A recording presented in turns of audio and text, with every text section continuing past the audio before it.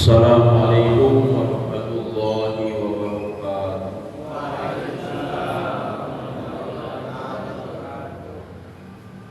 Alhamdulillahilladzi a'adda jannata liman ittaqa wa wa'adana wa liman asa man tawakkala 'alaihi kawfa wa man fawwada amruhu ilaihi wa jabbara nahmaduhu subhanahu wa ta'ala wa nashkuruhu ala asyhadu an la ilaha illallah wahdahu la syarika lah alladzi tanazzaha an kulli ma siwa wa asyhadu anna sayyidana Muhammadan abduhu wa rasuluhu alladzi istafahu wa ijtabahu. Allahumma salli wa sallim ala man la nabiyya ba'da Muhammadin ibni Abdillah wa ala alihi wa ashabihi wa man tabi'ahu wa man wala wa la hawla wa la quwwata illa billah. Amma ba'd. Bapak-bapak, ibu-ibu, adik-adik, terutama jamaah Masjid Baitur Rahim, warga Klaten,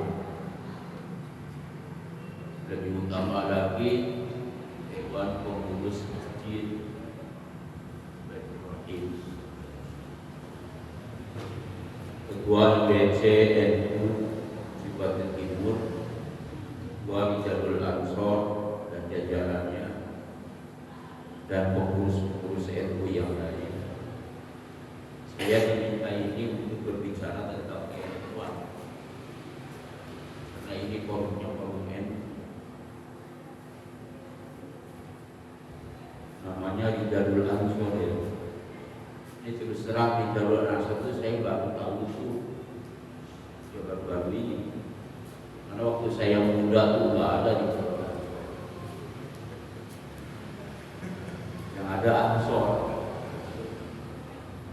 Begitu pemberontakan PKI zaman keos, ya beginilah bangsa. Ya. Kalau tadi dengar lagu Indonesia Raya, terus lagu Kumpul Waton Minal Iman, Jalal Waton, itu memang karya-karya. Ya kalau Indonesia Raya jelas versi Rahman. Tapi kalau Kumpul Waton itu karya ulama ya. Waktu saya kecil, karena zamannya pemberontak PKI, jadi bukan Kumpul Waton yang populer, salawat badan. Salawat badan itu sama dengan Indonesia Rayanya NU gitu kan. Karena mengambil berkat dari pahlawan badan, Suhada Badan, mensemangati bangsa Ansor dalam menumpas badan. Jadi sudah jelas tuh perjuangan NU Ansor bangsa, terutama di kampung-kampung, desa-desa. Di kota mah ada tentara, di kampung kan nggak ada tentara. Kalau bukan Ansor ya siapa ya? Kalau di kampung itu PKI-nya berperan, maka Ansor jadi korban. Tapi kalau kampung itu adalah kampungnya santri, NU Ansor itu berperan, maka PKI menjadi korban. Itu memang hidup atau mati zaman itu. Tapi saya masih kecil nggak ngerti. Tahu ya bangkai dikali, bangkai itu bangkai manusia.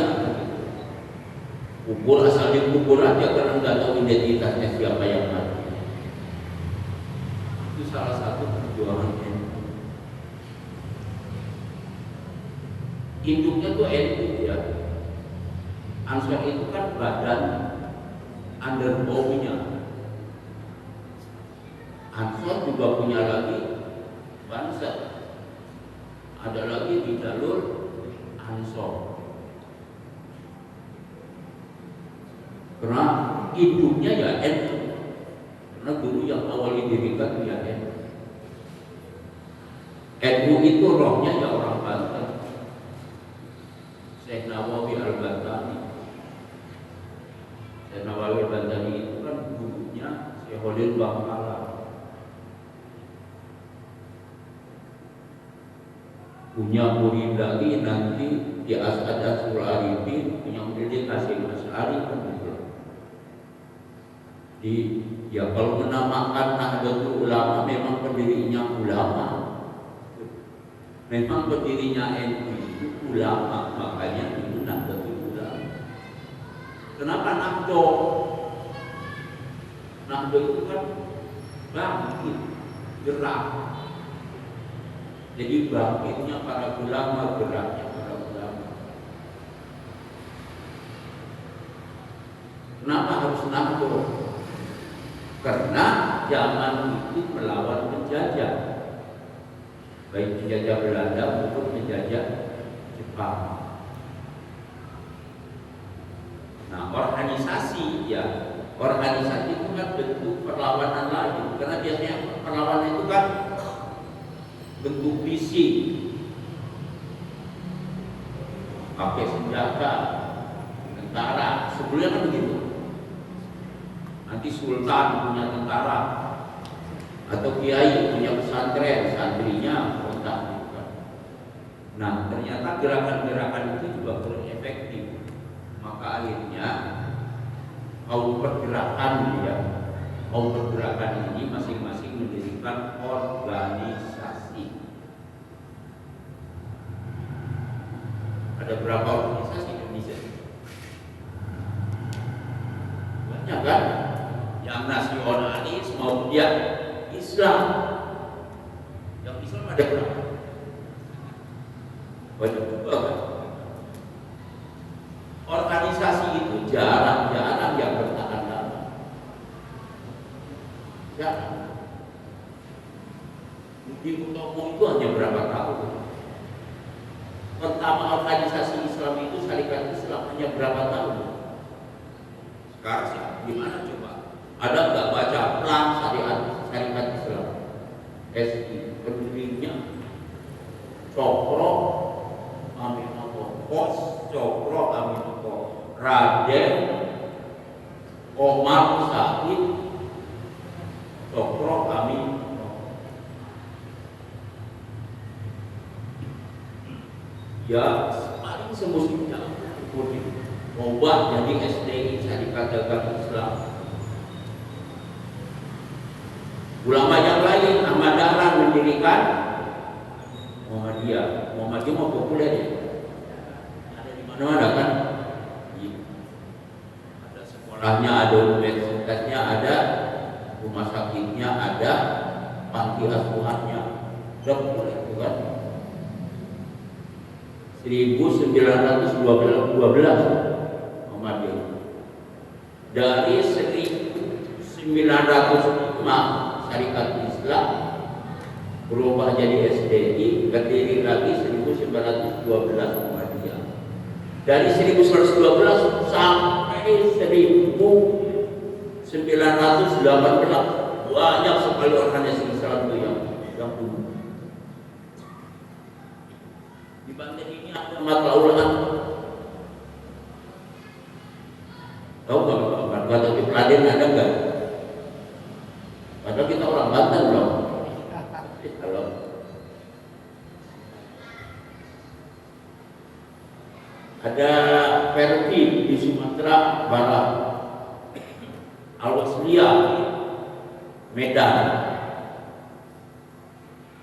Ya, karena dulu memang organisasi itu kan berdirinya di daerah-daerah. Muhammadiyah di Jogja, NU di mana daerah itu? Di Surabaya. Bahkan diskusinya itu di Jombang.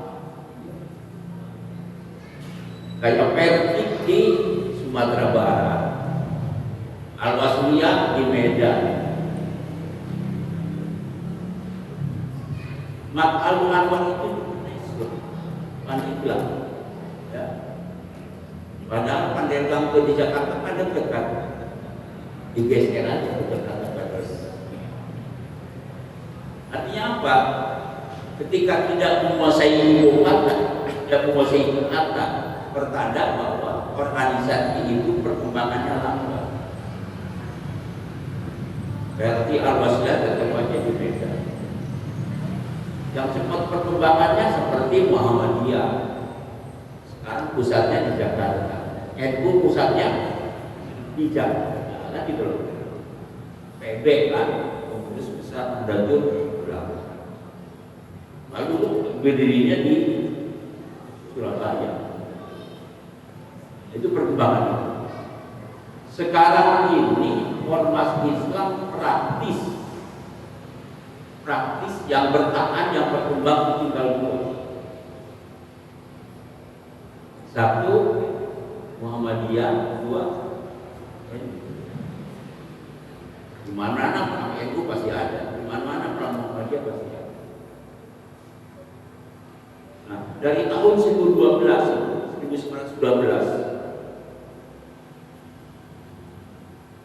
berdirinya Muhammadiyah, itu NU berdiri tahun 1926. Berapa tahun jarak waktunya? 14 tahun ya? 14 tahun. Nah, ngapain ulama NU itu selama 14 tahun? Yang lain Ahmad Dahlan sudah mendirikan Muhammadiyah. Yasin sudah mendirikan Fathul Anwar. Abdul Malik Halim sudah mendirikan PKI. Kuningan, ya, ajaran Pak Kuningan. Masih kenal nggak PKI? Itu lebih dulu daripada itu berdiri. Ketika Ahmad Dahlan mendirikan Muhammadiyah, langsung cirinya itu modern. Karena zaman itu pergerakan modern, bukan hanya di Indonesia, justru terpengaruh oleh gerakan-gerakan Islam di luar, di Mesir, di Mekah, semuanya mendirikan gerakan-gerakan modern.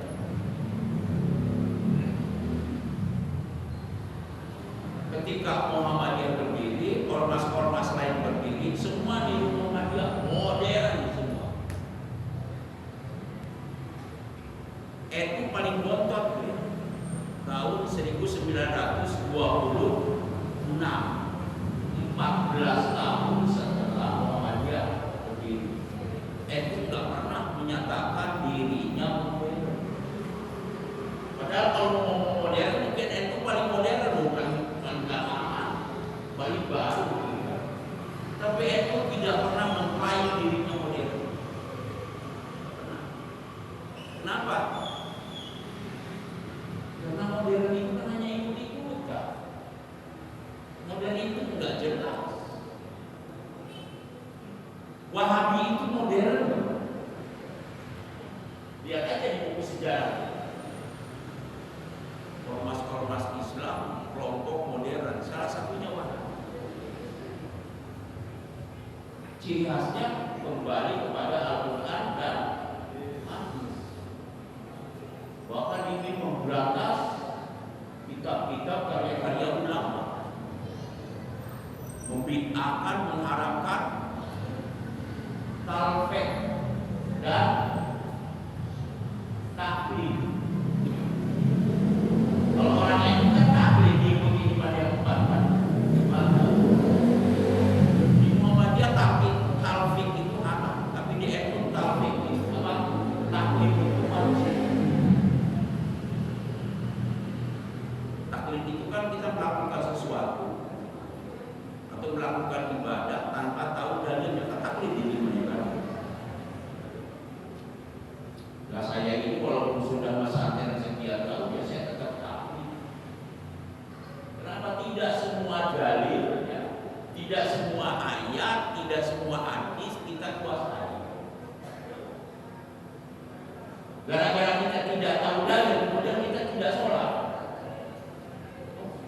Ya kita ikut saja sholat kepada orang-orang yang sudah ada. Ya kita ikut aja orang. Di kelompok-kelompok modern itu awalnya memberantas mazhab. Alasannya mazhab itu jumun, membelenggu pikiran, tidak akan berkembang. Tapi kalau kita anti mazhab, dari mana kita tahu cara sholat, cara wudhu, cara tayammum? Makanya di NU mudah, walaupun kiai banyak yang takdir. Kenapa? Karena tidak semua dalil tidak bersama. Kalau mereka kan setiap yang tidak dilakukan oleh Nabi jangan dilaksanakan, dan setiap apa yang dilakukan oleh Nabi harus dilakukan. Padahal tidak seperti itu selama. Tidak semua yang dilakukan oleh Nabi katanya tidak boleh dilaksanakan. Kalau dilaksanakan itu tidak. Itu mana apa? Tapi kalau orang apa? Arloh marawis Nabi nggak pernah keplak kemana.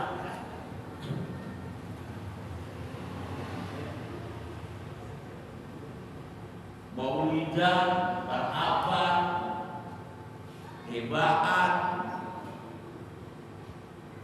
Tadi kita sebelum mulai acara tawasul yasinan kan? Nabi nggak pernah kumpul-kumpul. Tidak pernah dilakukan. Apakah tidak pernah dilakukan oleh Nabi kemudian dilakukan?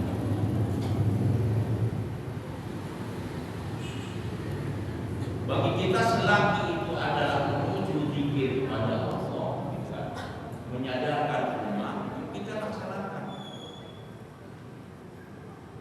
Tidak setiap yang dilakukan oleh Nabi harus kita laksanakan. Tidak. Disebutnya sunnah kan?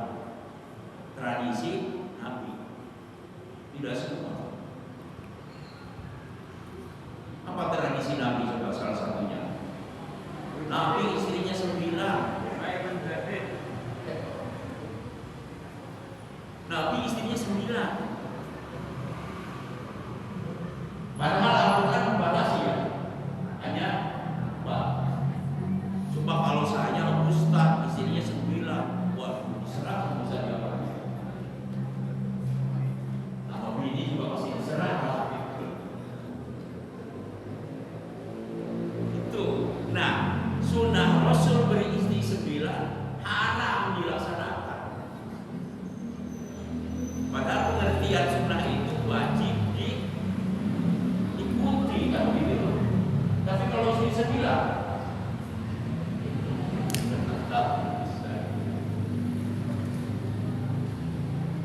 apa yang tidak dilakukan oleh Nabi tidak boleh dilaksanakan.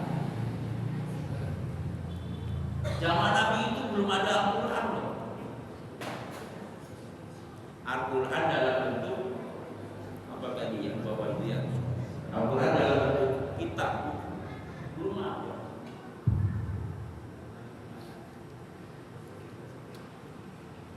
Maka ketika Umar mau mengumpulkan Abu Bakar, nanti dulu, Nabi kan nggak pernah memerintahkan kita supaya bukan Abu Bakar aja dulu seperti itu. Kan baru pengumuman itu zaman Utsman. Tidak pernah diperintahkan oleh Rasul supaya Al-Quran itu dibukukan. Nah, Utsman mengumpulkan. Apakah Utsman itu membuat bid'ah? Apalagi zaman Utsman azan itu 2 kali. Zaman Utsman azan itu 2 kali. Padahal zaman Nabi azan itu 1 kali. Ada Jumat. Ya. Ada Jumat. Nabi itu kan rumahnya itu kan nempel ke masjid.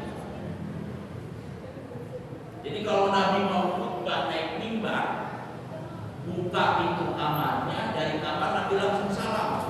Assalamualaikum warahmatullahi wabarakatuh. Baru dipilih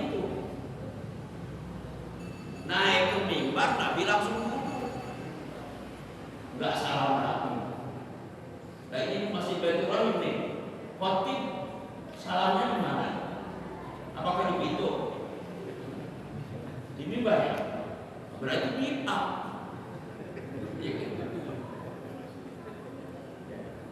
Ini berarti bid'ah kan?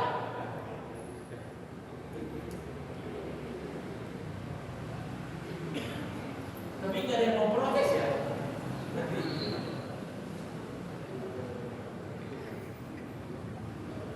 Nggak ada yang mau protes.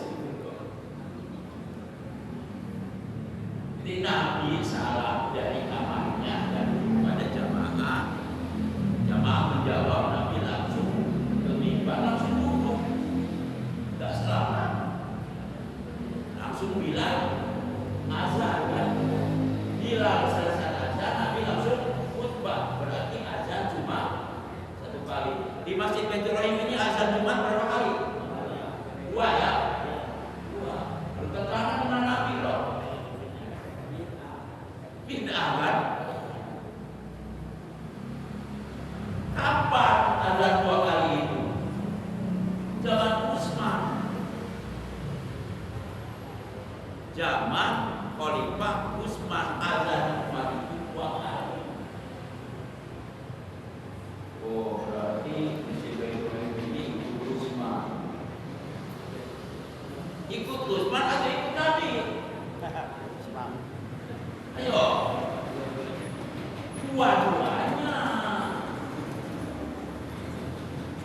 dua-duanya ikuti.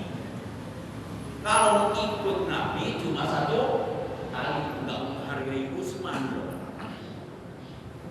Ya. Ini Baitur Rahim berarti memang perintah Nabi-nya satu ya kita laksanakan. Dan Utsman itu kan orang terhormat, harus kita hargai. Nah, sistem pengambilan hukum dalam NU itu semua dalil, semua hukum diambil, dilaksanakan, nggak memilih satu-satu. Coba aja dalam puasa, menentukan awal puasa, menentukan akhir puasa atau lebarannya. Kan seringkali di Indonesia diperbedakan. Di kita di Indonesia ini kalau mau lebaran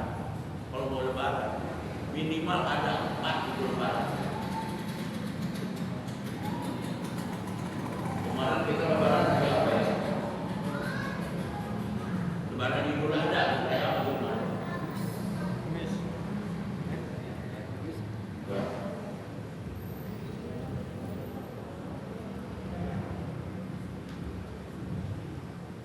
Kamis ya? Kamis terus. Kamis. Menteri Agama, pemerintah juga menetapkannya Kamis. Ada yang dari udah lebaran. Ada yang dari Selasa udah lebaran.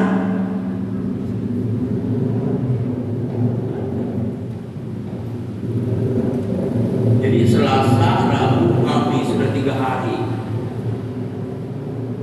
Anatir di Sulawesi hari Jumat lebaran. Aboge di Jawa Tengah hari Sabtu, 5 hari lebaran. Repot juga tuh pemerintahnya. Saking demokratisnya Indonesia sampai lebaran 5 hari.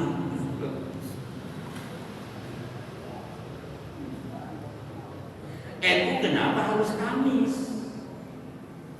Wong di Mekah hari Senin, iya ya. Wong di Mekah hari Rabu, gitu. Ini kalau NU itu ngambil 3 dalil. Dalil itu kan sumber hukum kan. Sumber hukum itu ada berapa coba? 1 Al-Quran, 2 hadis, 3 istihad kan. Nanti di istihad itu bisa jadi ijma, bisa jadi qiyas, macam-macam ya. 3 orang yang hari Rabu itu ngambil Al-Quran loh. Gitu loh. Kalau memang kamu sudah yakin itu datang bulan puasa, ya udah puasa. Pergerakan matahari, pergeseran bulan, perputaran bumi itu untuk dihitung. Lita'lamu ada sinina wal hisab. Jadi kalau menentukan awal puasa, menentukan lebaran pakai hisab, itu menurut Al-Quran.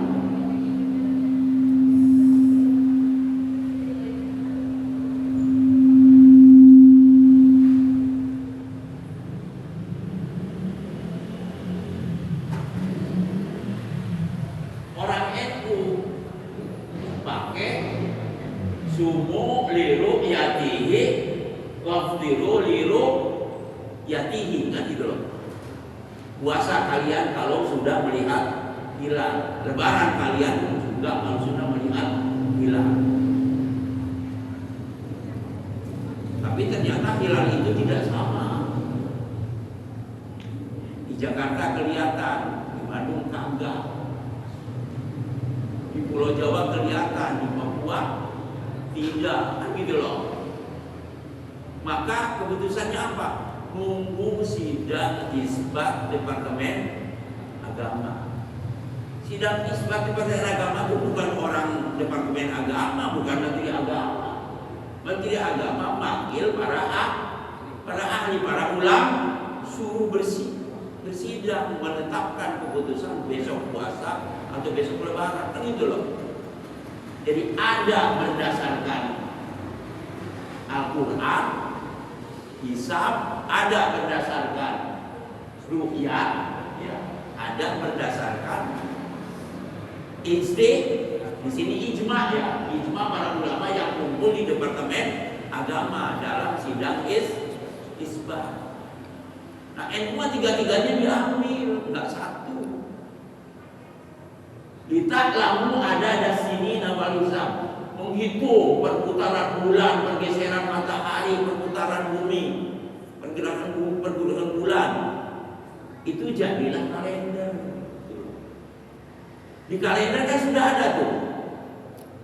Lebaran akan terjadi pada hari Rabu, kan ada tuh.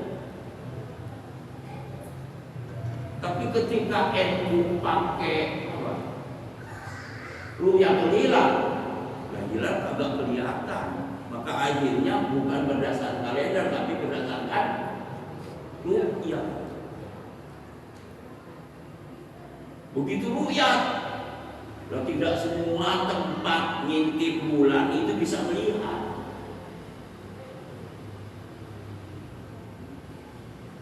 Maka itu harus ditetapkan oleh para ahli.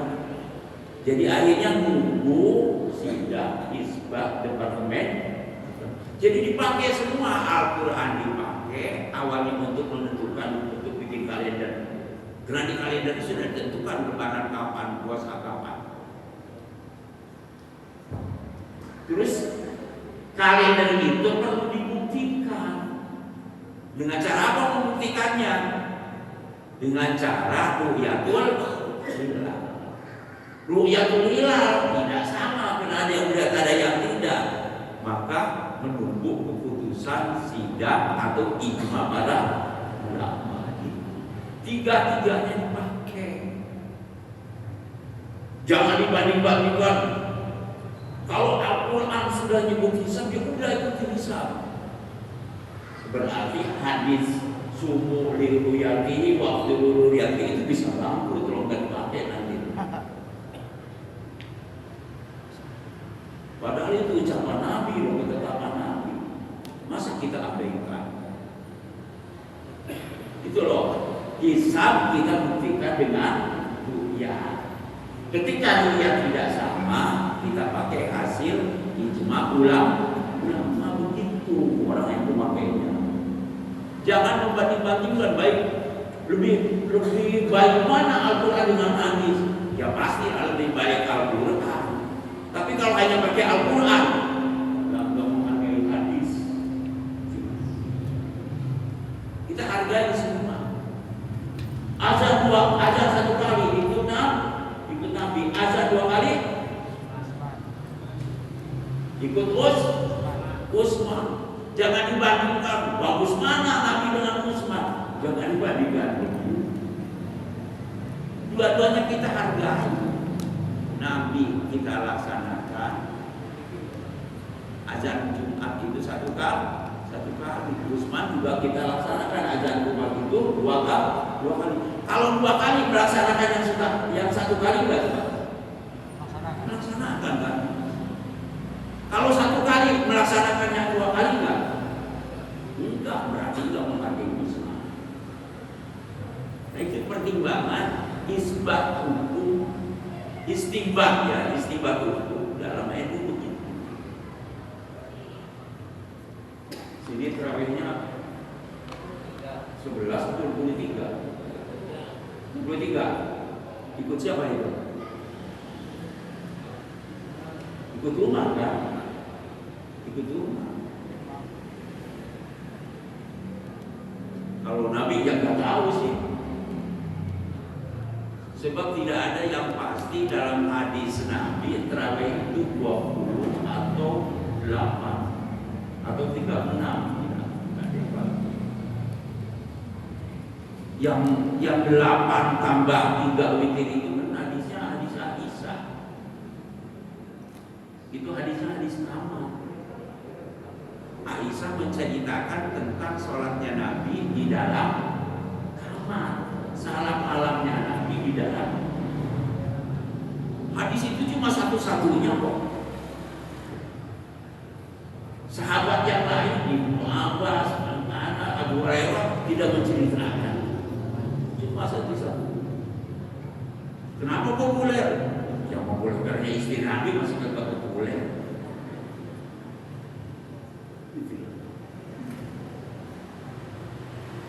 Nah, ketika masih Baitul Rahim terawihnya 23, tapi biasanya baru 8 aja pada berubah sebagian.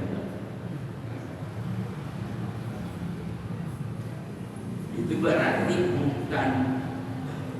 bukan hanya ikut umat, ikut Nabi juga ikut umat.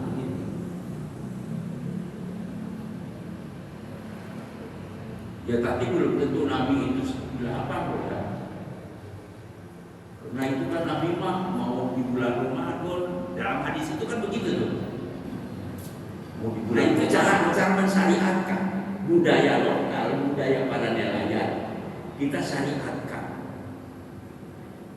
Makanya ketika apa itu baca mantra-mantra sebelum dilarung itu sesajen, jangan diserahkan sama dukun.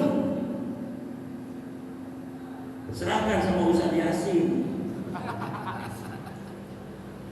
Apa yang dibaca Ustaz Yasin nanti? Coba, zikir dan Yasin kan. Lah baca zikir dan Yasin emang syirik. Lah apa misalnya ajak kita Yasin kan?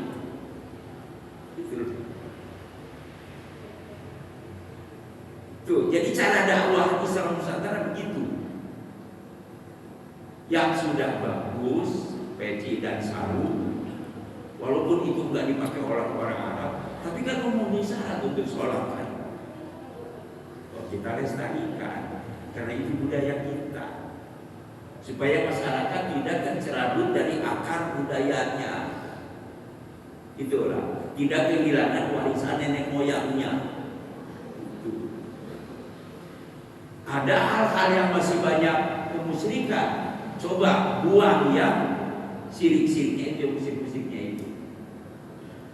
Sesajen, gak apa-apa sejajen, tapi bukan diberikan ke Nyi Kidul, diberikan ke ikan. Mas, ngasih makan ikan kan boleh kan? Atau tetap aja percaya kepada Nyi Kidul. Nyi Kidul jangan di apa ya? Jangan dipersepsikan di demit, ya. Tapi dipersepsikan jin. Dalam Islam kan ada jin kan. Minal jinnati wan nas, gitu loh. Percaya kepada jin nggak musyrik kan. Cuma kalau minta pertolongan sama jin baru itu musyrik, gitu ya. Karena jin ada di mana, mau di darat, mau di hutan, mau di gunung, mau di masjid pun ada jin Pak. Di rumah kita juga ada jin Pak. Nah, mantra itu kita ganti dengan kalimat-kalimat thayyibah, kalimat-kalimat zikir. Kalau sudah begitu, di mana kemusyrikan? Begitu loh ya. Dengan cara itulah orang-orang yang dulu kejawen, gitu, yang dulu sedang bebitan, gitu ya, mereka akhirnya masuk Islam. Begitulah dakwahnya para wali songo. Jadi Islam Nusantara itu melanjutkan dakwah tradisi wali songo. Yang mengislamkan Indonesia kan wali songo. Perjuangan wali songo yang harus kita perjuangkan selanjutnya. Oke ya?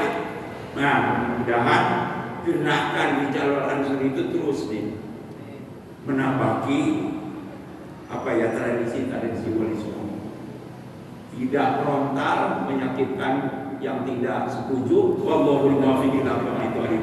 Wassalamualaikum warahmatullahi wabarakatuh.